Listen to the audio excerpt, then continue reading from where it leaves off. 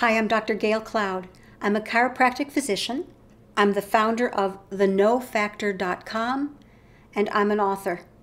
One of my books is Blind Love: How Your Family History Can Keep You Broke and What You Can Do About It. What I'm talking to you today about is something that I've coined poisonous love.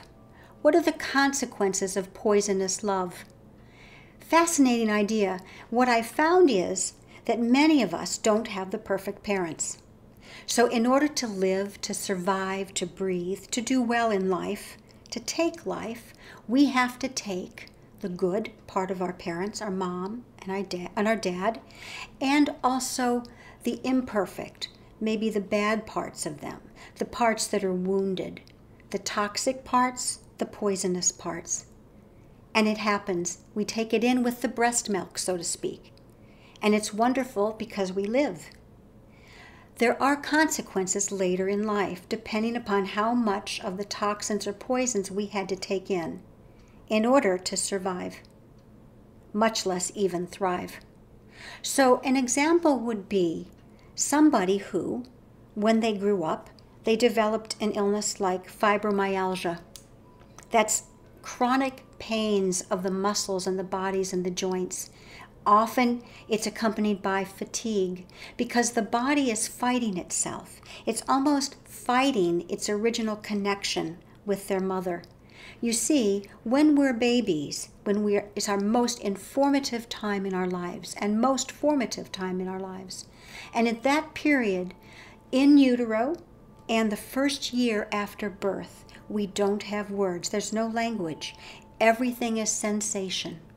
So that when we live in that type of environment, we have to have the trauma of whatever occurred, of the poisons, go somewhere.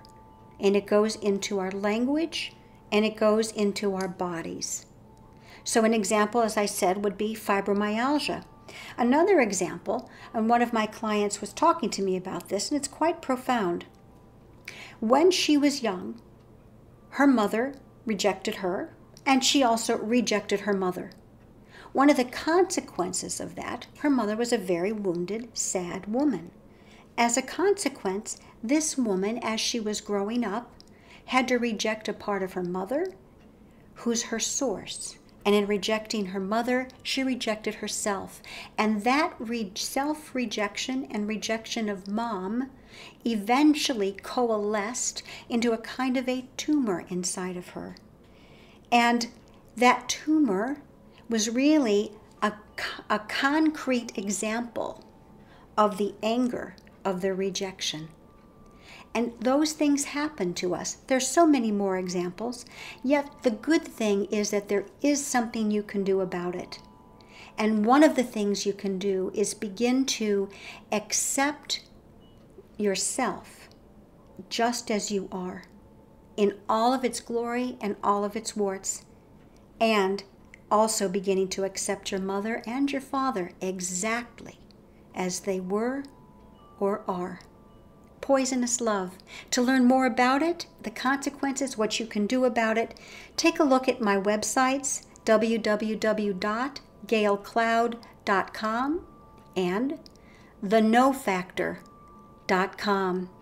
I look forward to helping you to have a healthy life. Thank you.